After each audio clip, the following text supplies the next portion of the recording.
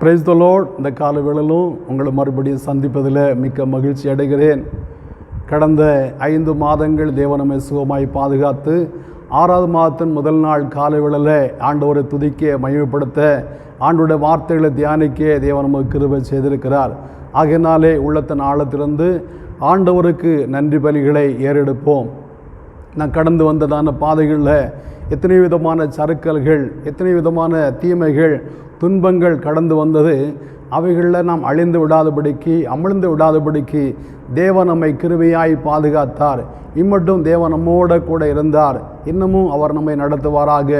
இந்த நாள் காலைவேளையிலும் நாம் ஒரு வேத வசனத்தை தியானிப்போம். ஏசாயா 60 அதிகாரம் 20வது வசனம். ஏசாயா 60:20. உன் சூரியன் இனி அஸ்தமிப்பதும் இல்லை, உன் சந்திரன் மறைவதும் இல்லை. கர்த்தரே உனக்கு நித்திய வெளிச்சமாக இருப்பார். உன் துக்க நாட்கள் முடிந்து போம். பிரியமானவர்களே, இந்த காலவேளையில் ஆண்டவர் அமைப்பால் சொல்கிறது, உன் சூரியன் இனி அஸ்தமிப்பது இல்லை, உன் சந்திரன் இனி மறைவது இல்லை. உன் சூரியன் என்று சொல்லும்போது நான் வழக்கமாய் காலையில் பார்க்கிறதான, பகலில் நம்மை பிரகாசிப்பிக்கிறதான அந்த சூரியனை குறித்து இங்கே சொல்லப்படவில்லை. உன் சூரியன் என்று சொல்லும்போது நமக்காக ஒரு சூரியன் இருக்கிறார். அந்த சூரியன் தான் ஆண்டவராகிய இயேசு கிறிஸ்து.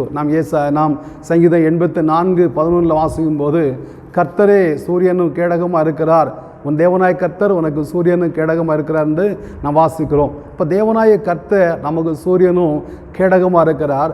அவர் இனி அஸ்தமிப்பதில்லை, நம்முடைய சந்திரன் மறைவதில்லை, துக்க நாட்கள் முடிந்து போம் என்று இந்த வேதவசனத்தில் வாசிக்கிறோம். அஸ்தமிப்பதில்லை என்று சொல்லப்பட வேண்டுமானால் ஏற்கனவே அஸ்தமித்தபடினாலே இருள் நம்மை சூழ்ந்து காணப்படுகிறது, அந்தகாரம் நம்மை சூழ்ந்து காணப்படுகிறது. பலவிதமான இருள்களை நாம் வேதத்தில் வாசிக்க முடியும். பாவ இருள், வியாதியாகிய இருள், கடன் பாரமாகிய இருள், இன்னும் பலவிதமான இருள்கள் நம்மை சூழ்ந்து காணப்படலாம். இந்த வார்த்தையை கேட்கிற உங்களுடைய வாழ்க்கையில் கூட இவ்விதமான இருள்கள் மூடி அந்த காலத்துக்குள்ளே நீங்கள் இருக்கக்கூடும். ஆனால் ஆண்டவர் சொல்கிறாரு, உன் சூரியன் இனி அஸ்தமிப்பதில்லை, கர்த்தரே உனக்கு நித்திய வெளிச்சமாக இருப்பார், இனி தீங்கை காணாதிருப்பாய், அல்லது உன் துக்க நாட்கள் முடிந்து போன என்று வாசிக்கிறோம். அப்போ சூரியன் உதித்து விட்டால் இருள் மறைந்து போகும். இருள் மறைந்து போனால் வெளிச்சம் பிரகாசிக்கும். வெளிச்சம் பிரகாசிக்கும் போது மகிழ்ச்சி பிறக்கும் என்று இந்த காலவேளையில் தேவன் நம்மோட கூட பேசுகிறார். பிரியமானவர்களே, எத்தனையோ இருள்களை நாம் கடந்து வந்திருக்கிறோம்.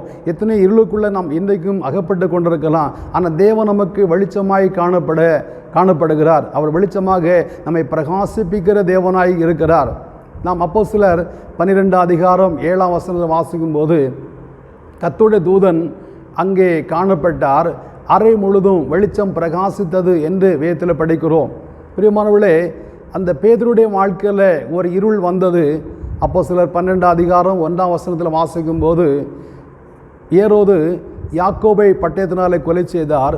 அது யூதருக்கு பிரியமாக இருந்தபடினாலே பேதுருவையும் பின்தொடர்ந்து பிடித்தார் என்று வாசிக்கிறோம். பிடித்து அவரை சிறைச்சாலையில் அடைத்து வைத்திருந்தார். புளிப்பில்லாத அப்ப பண்டிகை முடிந்த பிற்பாடு பேதுருவை வெளியே கொண்டு வர வேண்டுமென்று அந்த ஏரோது நாள் குறித்திருந்தார். அவரை வெளியே கொண்டு வரது குறிக்கப்பட்டதான நாளுக்கு முந்தைய நாள் ராத்திரி பேதுரு 2 சேவகர் நடுவில் அவர் படுத்திருந்தார். வகுப்புக்கு 4 காவலாளர் விதமாக அவர்கள் 4 அடுக்கு பாதுகாவல் பேதுரு காணப்படுகிறது. 2 சேவகர் நடுவில் பேதுரு படுத்திருக்கிறார். பேதுருடைய வாழ்க்கையில் ஒரு சோறு வந்தது. இயேசுவோட கூட இருந்தோம், இயேசுவோட கூட நெருக்கமாக இருந்ததில் இந்த 3 பேர் தான் முக்கியமானவர்கள். கெத்செமனே தோட்டத்தில் இயேசுவோட கூட போனது இந்த பேதுரு, யாக்கோபு, யோவான். எபியருடைய வீட்டுக்கு போய் எபியருடைய மகளை உயிரோடு எழுப்பும்போது இயேசுவோட கூட இருந்தது இந்த யாக்கோபு, பேதுரு, யோவான். மருமலையில் பேதுரு, யாக்கோபு, யோவான் 3 பேரும் இயேசுவோட கூட இருந்தார். எங்கு ஒரு முக்கியமான நிகழ்வுகள் நடந்தாலும் இயேசுவோட கூட இருக்கிறவர்கள் இந்த பேதுரு, யாக்கோபு, யோவானும்.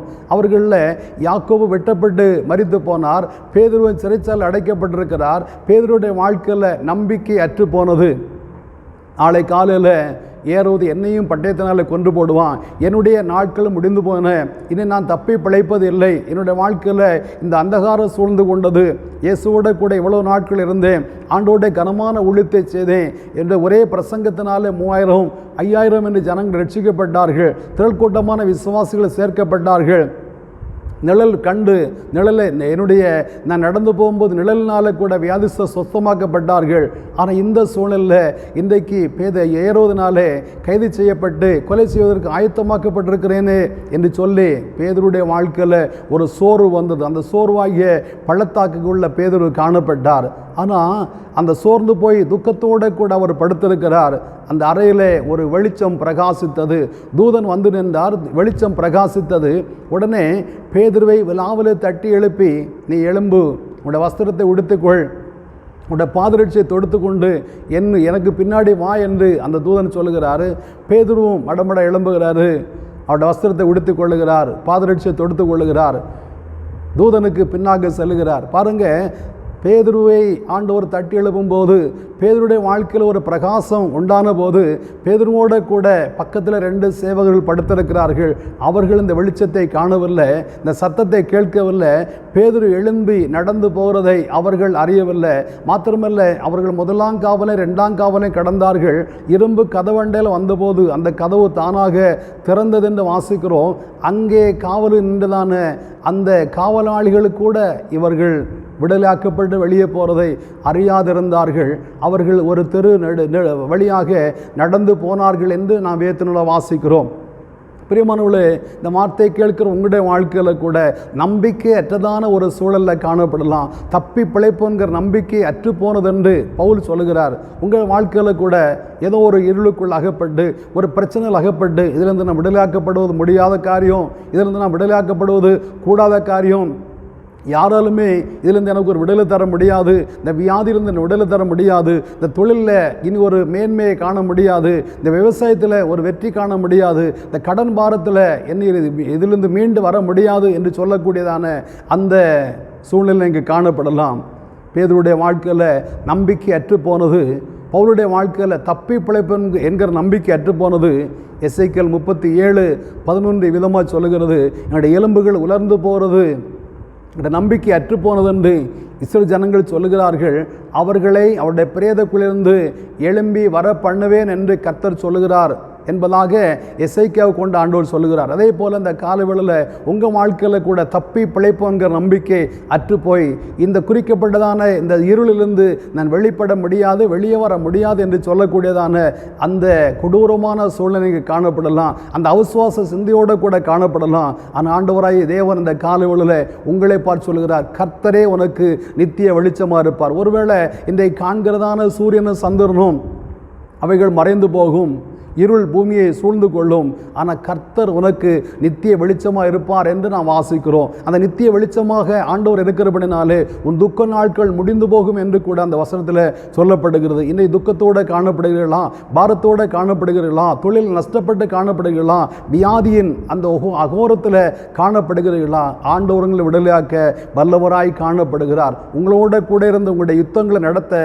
அவர் வல்லவராய் காணப்படுகிறார். உங்களுடைய சூழ்நிலைகள் எதுவாக இருந்தாலும் ஆண்டவர் விசுவாசிப்பீர்களானா, ஆண்டவரை நம்பியவர்களானா, உடைய வாழ்க்கையில் மகா பெரிய வெற்றி உண்டாவது நிச்சயம், நிச்சயத்திலும் நிச்சயமாய் காணப்படுகிறது.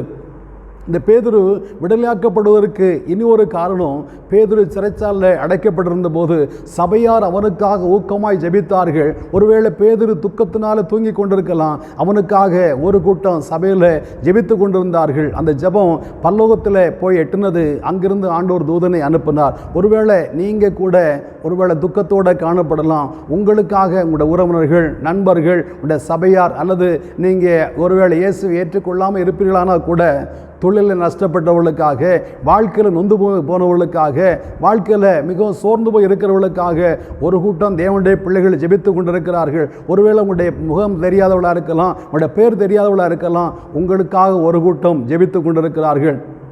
மரண பயத்தோடு இருக்கிறவர்களுக்காக, தொழில் நஷ்டப்பட்டவர்களுக்காக, வாழ்க்கையில் விடுதலை பெற முடியாமல் தவித்து கொண்டிருக்கிறவர்களுக்காக ஒரு கூட்டம் ஜனங்கள், தேவனுடைய பிள்ளைகள் இரவு பகலாக ஜெபித்து கொண்டிருக்கிறார்கள். அந்த ஜெபத்தின் மூலமாக நீங்கள் விடுதலையாக்கப்படுவீர்கள். ஆண்டவரனை விடுதலையாக்க வல்லவர். இயேசு என்னை இந்த குறிப்பிட்ட சூழலிருந்து விடுதலையாக்க வல்லவர் என்று நீங்கள் விசுவாசிப்பீர்களானா, நம்புவீர்களானா, நிச்சயமாகவே உங்களுக்கு வெற்றி நிச்சயம், விடுதலை நிச்சயம். உங்களுடைய வாழ்க்கையில் ஒரு பெரிய பேரானந்தத்தை பெற்று மகிழ நிச்சயமாகவே முடியும். உங்களுடைய வாழ்க்கையில் ஒரு ஒளி பிரகாசிக்கும். அந்த ஒளி உங்களை வெளியே கொண்டு வரும். இருள் கடந்து போகும். நிச்சயமாகவே ஒளி மாத்திரமல்ல, மகிழ்ச்சி உங்களுடைய வாழ்க்கையில் பிறக்கும் என்பதில் எந்த விதமான சந்தேகம் இல்லை. ரெண்டாவதாக நான் வாசிக்கும்போது நாம் யோபு புத்தகத்தில் வாசிக்கும்போது யோபு 11 அதிகாரத்தில் வாசிக்கிறோம், இருள் அடைந்த நீர் வெளிச்சத்தை கடைந்து போவீர், உங்களுடைய வாழ்க்கை பட்ட பகலை போல பிரகாசிக்கும் என்று சொல்லப்படுகிறது. அப்போ பட்ட பகலை போல பிரகாசிக்க வேண்டுமானா இப்போது யோபு ஒரு இருளுக்குள்ளே காணப்படுகிறார். யோபுடைய சூழலை நமக்கு தெரியும். அவருடைய எல்லா ஆஸ்தி அந்தஸ்து, அவருடைய பணம் செல்வம் எல்லாம் இழந்து மிகவும் மோசமான ஒரு சூழலில் காணப்படுகிறார். அவர் ஒரு ஓட்டை எடுத்து சுரண்டி கொண்டிருக்கிறார். வியாதிஸ்தனாய் காணப்படுகிறார். அவனை விசாரிக்க அவருடைய சகோதரர்கள் கூட வரவில்லை, சகோதரிகளும் வராமல் இருந்தார்கள். அவர் தனித்து விடப்பட்டதான ஒரு சூழ்நிலை காணப்பட்டார். பிள்ளைகள் மரித்து போனார்கள். இப்போது மரணத்தின் வாசலில் நின்று கொண்டிருக்கிறார். அவரை பார்த்து நண்பர்கள் சொல்கிறார்கள், உம்முடைய சுக வாழ்வு சீக்கிரம் துளிர்க்கும், உம்முடைய வாழ்க்கை பட்ட பகலை போல பிரகாசிக்கும். அது ஒரே ஒரு காரணம். முந்தின வசனத்தை வாசிக்கும் போது, உம்முடைய அக்கிரமத்தை உம்மை விட்டு அகற்றுவீரானா உம்முடைய வாழ்க்கை பட்ட பகலை போல பிரகாசிக்கும் என்பதாக. பிரியமான தேவனுடைய பிள்ளைகளே, உங்களுடைய வாழ்க்கையில் பிரகாசம் வருவதற்கு தடையாக இருப்பது உங்களுடைய பாவமாக இருக்கலாம். ஏசாயாவில் வாசிக்கிறோம், கேட்கக்கூடாதபடி அவருடைய செவிகள் மந்தமாகவில்லை, கிரியை செய்யக்கூடாதபடி அவருடைய கைகள் குறுகி போகவில்லை. உங்களுடைய பாவங்களும் உங்களுடைய அக்கிரமங்களுமே அவர் உங்களை செவி கூடாதபடிக்கு அவருடைய முகத்தை மறைக்கிறது என்று சொல்லப்படுகிறது. ஒருவேளை உங்களுடைய பாவம் உங்களை அந்தகாரத்துக்குள்ளே அடக்கி வைத்திருக்கலாம். உடைய பாவம் உங்களை இருளுக்குள்ளே உட்கார வைத்திருக்கலாம். உடைய பாவம் உங்களை வெளியே வரக்கூடாதபடிக்கு தடுத்து நிறுத்தி இருக்கலாம். உடைய ஞாபகத்தில் வருகிறதான பாவங்களை ஆண்டோட சமூகத்தில், ஆண்டவரே நான் பாவிதான், என்னுடைய பாவங்களை அறிக்கையிடுகிறேன், என்னுடைய பாவங்களை மன்னித்தள்ளும் என்று சொல்லி ஆண்டவராக இயேசுவிடத்தில் சொல்வீர்களானோ உடைய வாழ்க்கை பட்ட பகலை போல பிரகாசிக்கும் என்பதில் எந்த விதமான சந்தேகம் இல்லை. ஒருவேளை நீங்கள் சொல்லலாம், யாரும் செய்யாத தவறாக நான் செய்கிறேன், அவர்களும் இந்த தவறு செய்கிறார்கள், அவர்களும் லஞ்சம் வாங்குகிறார்கள், அவர்களும் தீமை செய்கிறார்கள், அவர்களும் இந்த குறிப்பிட்ட காரியத்தில் கை நீட்டுகிறார்கள், நானும் அதை தானே செய்து கொண்டிருக்கிறேன், நானும் இந்த அவர்கள் செய்த தவறு தான் நானும் செய்கிறேன், நான் வித்தியாசமாக ஏதாவது செய்கிறேன்னா அவர்கள் வாழ்ந்து சுகித்திருக்கிறார்களே, எனக்கு மாத்திரம் ஏன் இந்த துக்கம், ஏன் எனக்கு இந்த கவலை என்று நீங்கள் ஒருவேளை நினைக்கலாம். ஆனால் நீங்கள் அவர்களை போல உள்ளவர்கள் அல்ல, நீங்கள் வித்தியாசமானவர்கள். நான் லேவியராகிய 20 அதிகாரத்தில் வாசிக்கும் போது, நீங்கள் என்னுடையவளாக இருக்கும்படிக்கு உங்களை மற்ற ஜனத்தை விட்டு பிரித்தெடுத்தேன் என்று சொல்லப்படுகிறது. நீங்கள் பிரித்தெடுக்கப்பட்டதான ஒரு கூட்டம், ஆண்டவருக்காக வேறுபிரிக்கப்பட்டதான ஒரு கூட்டம். யோவான் 15 வாசிக்கும் 15-16 வாசிக்கும் போது நான் சொல்லப்பட்ட, நீங்கள் என்னை தெரிந்து கொள்ளவில்லை, நான் உங்களை தெரிந்து கொண்டேன் என்று சொல்லி. பிரியமானவர்களே, நீங்கள் தேவனால் தெரிந்து கொள்ளப்பட்டதான ஒரு சந்ததி, தேவனால் தெரிந்து கொள்ளப்பட்டதான தேவனுடைய பிள்ளைகள். நீங்கள் ஆண்டவருடையவளாக இருக்கும்படியாக உங்களை ஆண்டவர் தெரிந்தெடுத்திருக்கிறார். ஆகையினாலே தெரிந்தெடுக்கப்பட்டதான் நீங்கள் மற்றவர்களை போல இருக்க ஆண்டவர் விரும்புகிறதில்லை, மற்றவர்கள் செய்கிறதான தீமை செய்ய நீங்கள் ஆண்டவர் உங்களை அனுமதிக்கிறதில்லை. ஆகையினால் உங்களுடைய பாவங்களும் உங்களுடைய அக்கிரமங்களுமே நீ ஆண்டவர்களை செவிகூடாதபடிக்கு ஆண்டோட முகத்தை மறைக்கல். ஆகையினாலே யோபை பார்த்து அந்த ஆலோசனை சொல்லுகிறார்கள், உங்களுடைய அக்கிரமத்தை உங்கள்கிட்ட அகற்றிவிடும், அப்பொழுது உங்களுடைய சுகவாழ்வு துளிர்க்கும், நீர் பட்ட பகலை போல பிரகாசமாய் காணப்படுவர், வெளிச்சம் பட்ட பகலை போல பிரகாசிக்கும் என்பதாக. பிரியமான தேவனுடைய பிள்ளைகளே, இந்த வார்த்தையை கேட்கிற உங்களுடைய வாழ்க்கையில் எந்த தவறுகள் உங்களுடைய ஞாபகத்தில் வருதோ அவைகள் அறிக்கையிடுவீர்களானா உங்களுடைய வாழ்க்கை பிரகாசமாய் காணப்படும். கர்த்தர் உங்களுக்கு நித்திய வெளிச்சமாய் காணப்படுவார். உங்களுடைய துக்க நாட்கள் முடிந்து போகும். இன்றைக்கு நீங்கள் எந்த துக்கத்தோடு காணப்படுகிறீர்களோ அந்த துக்கம் நிச்சயமாகவே மாறி போகும் என்பதில் எந்த விதமான சந்தேகம் இல்லை. நீங்கள் ஒருவேளை பலவிதமான துக்கத்தினாலே சோர்ந்து போய் காணப்படலாம், துக்கம் தொண்டை அடைக்கலாம், துக்கத்தினாலே பலவிதமான விகாரமான எண்ணங்கள் வரலாம், தற்கொலை எண்ணங்கள் கூட வரக்கூடும். ஆனால் உங்களுடைய பாவங்களை அகற்றி விடுவீர்களானா உங்களுடைய வாழ்க்கை பட்ட பகலை போல பிரகாசி. நாம் ஏசாயா 33 வாசிக்கும் போது அங்கு சொல்லப்படுகிறது, சூரியனுடைய வெளிச்சம் 7 பகலத்தனையாக பிரகாசிக்கும் என்பதாக. அவ்விதமாக 7 பகலத்தனையான பிரகாசமாக நீங்கள் பிரகாசிக்க கூடும்.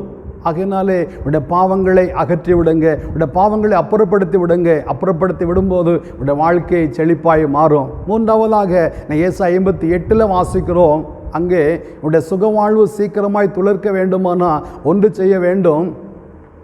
பசியாக இருக்கிறவர்களுக்கு ஆகாரத்தை பகிர்ந்து கொடுப்பதும், வஸ்திரம் இல்லாதவன் வஸ்திரத்தை கொடுப்பதும், அந்த மாம்சமானவன் ஒழிக்காமல் இருக்க வேண்டும் என்று அங்கே ஆலோசனை சொல்கிறார். அதுதான் உகந்த உபவாசம் என்று சொல்லப்படுகிறது. இன்றைக்கு பசியாக இருக்கிறவர்களுக்கு ஆகாரத்தை பகிர்ந்து கொடுக்க வேண்டும். நீங்கள் ஒருவேளை விதமாக சொல்லலாம், நானே ஏழையாக இருக்கிறேன், நானே வசதி இல்லாதவனாக இருக்கிறேன், நானே இல்லாதவனாக இருக்கிறேன், நான் எப்படி மற்றவர்களுக்கு உதவி செய்வது? உங்களுக்கு இருக்கிறதுல நீங்கள் உதவி செய்யும்போது ஆண்டவர் உங்களை மேன்மையாக வைப்பார். சாரிபாத் ஒரு விதவை அப்படி தான், அவள்கிட்ட இருந்தது கொஞ்சோண்டு மாவு, அதாவது 2 அப்பங்களை சுட்டு சாப்பிட்டு சாகும் ஆயத்தமாக இருந்தான சாரிபாத் விதவை அவை 2 அப்பத்தை 3ஆக சுட்டு எலியாவு கொடுத்தாள். அவருடைய வீட்டில் ஆசீர்வாதம் உண்டாக ஆரம்பித்தது. அவருடைய பானையில் மா குறையவில்லை, அவருடைய கலையத்தில் எண்ணெய் குறையவில்லை. இருந்ததில் எலியா சொல்லுகிறாரு, அதில் ஒரு சிறிய அடை செய்து எனக்கு கொண்டு வா என்று. அந்த வார்த்தையை நாம் வாசிக்கிறோம். அவள் போய் அவன் சொற்படி செய்து அவளும் அவனும் அவள் வீட்டாரும் பஞ்சம் தீருகிற வரைக்கும் சாப்பிட்டார்கள் என்பதாக. ஒருவேளை உங்களுடைய வாழ்க்கையில் நீங்கள் சிறுமைப்பட்டிருக்கலாம், ஏழ்மையாக இருக்கலாம். இருக்கிறதுல நீங்கள் ஏழைகளுக்கு கொடுப்பீர்களானா, பசியாக இருக்கிறவர்களுக்கு கொடுப்பீர்களானா, வஸ்திரம் இல்லாதவர்களுக்கு கொடுப்பீர்களானா, மாம்சமானவர்களுக்கு உங்களை ஒழிக்காமல் இருப்பீர்களானா, உடைய வாழ்க்கை பட்ட பகலை போல இல்லை. உடைய சுக வாழ்வு துளிர்க்கும். பட்ட மரம் எப்படி துளிர்த்து தழைத்து நிற்கிறதோ அதே போல் உங்களுடைய வாழ்க்கை ஒருவேளை பட்ட மரத்தை போல காணப்படலாம். செழிப்பான ஒரு வாழ்க்கை உங்களுக்கு நிச்சயமாகவே உண்டாகும். ஆகையினால் இந்த காலவேளையில் உங்களுடைய கரங்களை நீட்டுங்க. நாம் லூக்கா 3:11 வாசிக்கும்போது கூட யோவான் ஸ்நாபகன் சொல்கிறாரு, 2 அங்கிகளை உள்ளவன் இல்லாதவனுக்கு ஒன்று கொடுக்கக்கூடவன், சாப்பாடை குறித்து உணவை குறித்து அப்படியே செய்யுங்கள் என்று சொல்லி அனுப்புகிறார். பிரியமான தேவனுடைய பிள்ளைகளே, உங்களுக்கு இருக்கிறத மற்றவர்கள் நீங்கள் உதவி செய்யும்போது உங்களுடைய வாழ்க்கை சுக வாழ்வு சீக்கிரமாக துளிர்க்கும். பட்ட மரத்தை போல் இருக்கிற நீங்கள் தழைத்த மரமாக ஆலமரம் போல பெரிய விருட்சங்களாக வளர்ந்து ஓங்குவீர்கள். எல்லாரும் பார்த்து ஆச்சரியப்படக்கூடிய அளவில் உடைய வாழ்க்கை சுக வாழ்வு சீக்கிரமாக துளிர்த்து தழைக்க ஆண்டவர் கிருபை தருவாராக. இந்த வார்த்தையை கேட்கிற நீங்கள் எந்த சூழலில் இருந்தாலும், எங்கே இருந்தாலும், எப்படிப்பட்டவளாக இருந்தாலும், ஆண்டவராக இயேசுவே என்னுடைய வாழ்க்கை சுக வாழ்வே சீக்கிரமாக துளிர்க்கட்டும், எனக்கு நீங்கள் வெளிச்சமாக இருப்பீராக. என்னுடைய வாழ்க்கையில் பிரகாசித்த எல்லா சூரியனும் சந்திரனும் இருண்டு போனது, எல்லாமே மங்கி போனது. நீங்கள் என்னை பிரகாசிக்க பண்ணுங்க, என்னை செழிக்க பண்ணுங்க, என்னை ஆஸ்வதிங்கன்னு சொல்லி இருக்கிற இடத்துல ஆண்டவரை பார்த்து ஜெபிப்பீர்களானா உங்களுடைய வாழ்க்கையை கட்டி எழுப்ப உங்களை ஆஸ்வதிக்க அவர் வல்லவராக இருக்கிறார். ஆண்டவரை பார்த்து ஜெபிப்போமா? எல்லாரும் கண்களை மூடி ஜெபிப்போம். நல்ல பிதாவே, நன்றியோடு துதிக்கிறோம், வாழ்த்துறோம். இந்த கால வேளையில் உங்களுடைய திருமுகத்தை நோக்கி பார்க்கிறோம். ஆண்டவரே, கதாவே உமக்கு ஸ்தோத்திரப்பா. ஆண்டவரே, உன் துக்க நாட்கள் முடிந்து போன என்று அந்த வசனத்தில் நாங்கள் வாசிக்கிறோப்பா. துக்கத்தோட கண்ணீரோடு கவலையோடு காணப்படுகிறதான அந்த காலத்தில் மூழ்கி இருக்கிறதான உங்களுடைய பிள்ளைகளை ஆண்டவரே கத்தை நீங்கள் பிரகாசிப்பிக்க வேண்டும்னு ஜெபிக்கிறோப்பா. மரண இருளில் அல்லது கத்த பாவ இருளில், வியாதியாகி இருளில், கடன் பாரமாக இருளில், எந்த இருளில் காணப்பட்டாலும் உங்களுடைய பிள்ளைகளை ஆண்டவரை நீங்கள் பிரகாசிக்க பண்ண வேண்டும்னு ஜெபிக்கிறோம். ஆண்டவரே, இந்த காலையில் இந்த வார்த்தைகளுக்கு எல்லாருடைய வாழ்க்கையிலும் ஒரு செழிப்பு, ஆசீர்வாதம், நன்மை உண்டாக ஆண்டவரை இரக்கம் செய்யணும் ஜெபிக்கிறோம். அப்பாவுடைய கரங்களை அர்ப்பணிக்கிறேன். இயேசு மூலம் பிதாவே, ஆமேன், ஆமேன். ஆண்டவர் நம்மை ஆசீர்வதிப்பாராக.